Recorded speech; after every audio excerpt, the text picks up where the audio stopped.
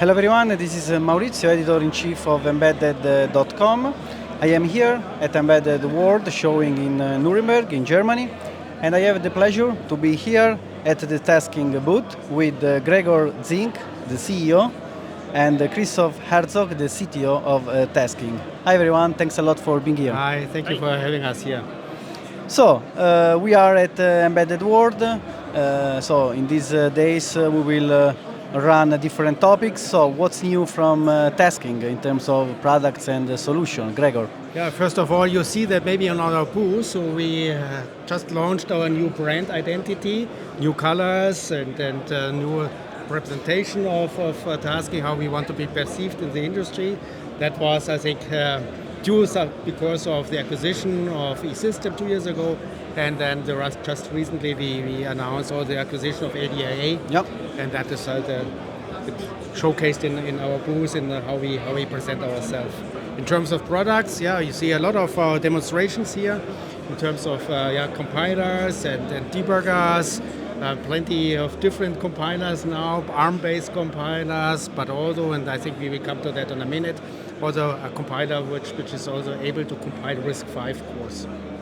And then we do have our product line, the debugger bundle. We have a virtual ECU debugging possibilities for different architectures. And you can see that on the different demonstrators, and Christoph will come to that later on in more detail. So, Christoph, let's talk about safety and security. So, how is your approach also in comparison with other solutions? How would it differ from other competitors? If we maybe we can focus particularly in terms of compliance with automotive standards. Yeah. So the difference from us is that we are out-of-the-box certified. We have a certification that is really certified. You get the paper. You don't have to do any efforts. So that's really the difference. In the past, you always had to do the certification on your own. It was a hard process for the developer to certify it, and it comes to safety critical systems. And what we have done, so the ISO 26262, the automotive safety standard, we qualified our products accordingly.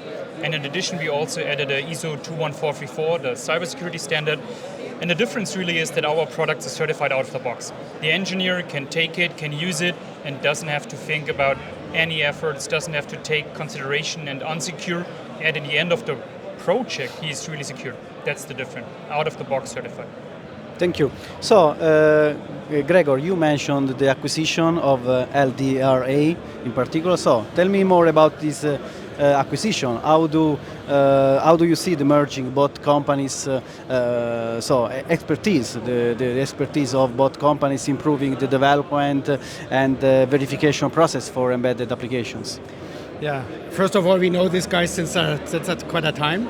So we are cooperating and partner with them over years.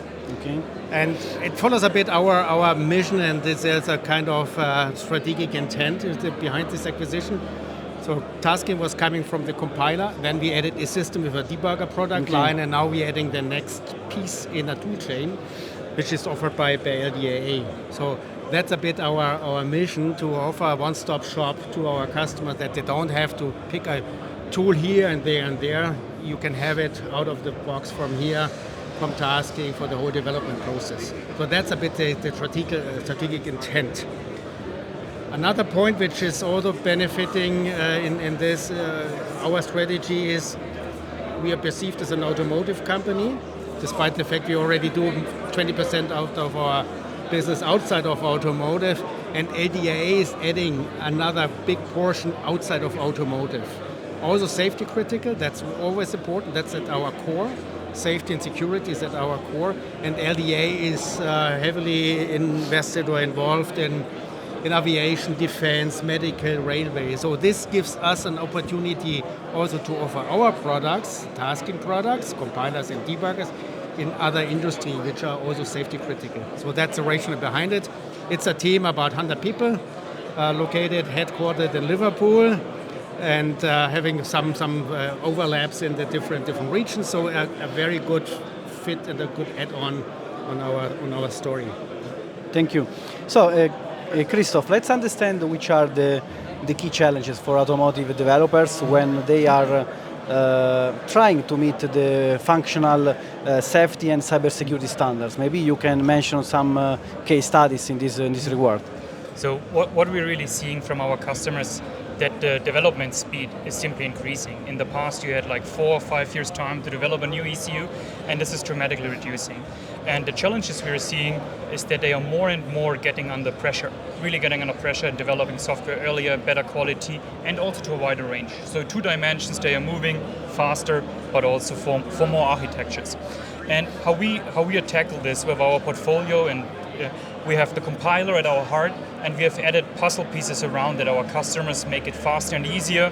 We have like a qualified C library like printf. You can simply use it. It's qualified as a safety element out of context, and you can use it. You don't have to think about how do I qualify my C library. We have an inspector to see, are you affected, or is the software you have written infected by specific compiler issues, and how do you solve this? And with our compiler, we are also bringing WinIDEA, that you already at early samples can use WinIDEA to debug the system, to get first examples. When, for example, in the early phases, you already can debug the system. And that's where we're helping them building a tool chain together, working hand in hand. You don't have tool breaks, they are working seamless together, and that's how we're helping our customers really pushing forward, making things faster and solving the problems faster. Thank you. So my last question, we can stay with you and then we can conclude with Gregor, is RISC-V. Yeah. So the industry is increasingly turning to open standards such as RISC-V. So what about design consideration from compiler point of view? How do you see the future? This is for both. Yeah. From RISC-V, we really see the momentum is increasing. In the past, often RISC-V was talked through, and now with Pentauris, the joint venture with NXP and others have funded, Infineon, NXP and others have funded, we really see it's taking momentum. There is a drive behind this. That's the first point, generating momentum. The second topic, outside of the automotive industry, like in the classic embedded space, there are already millions, billions of devices on the road with RISC-V. Now that we have the consortium, now we have Pentauris and the chip vendors itself driving RISC-V, we see that it's getting adopted in the market. First chips are getting launched also, which are automotive grade and automotive capable.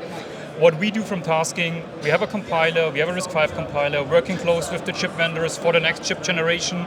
Today we will announce that we are supporting Infineon with their next generation on RISC-V. We also have a debugger which already is supporting RISC-V debugging, and these tools are integrated seamlessly. So we have the tools, we see RISC-V is getting momentum, and it's moving forward here. Gregor, please share your comment about RISC-V. Yeah, I think it's a very interesting new approach.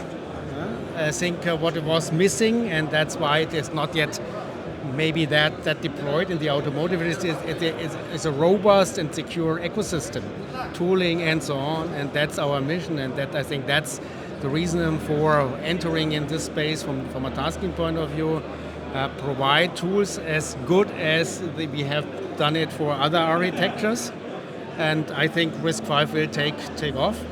It's a question of time, but as Christoph just said, Infineon has next generation decided to launch a RISC-V prototype and RISC-V devices for the next generation, and you have to be there. Yeah. Period. We have posted this news with Infineon last week on embedded.com. Thanks a lot, Gregor Zink, the CEO of Tasking, and Christoph Herzog, the CTO of Tasking. Thank you so much, and stay tuned. Thank you.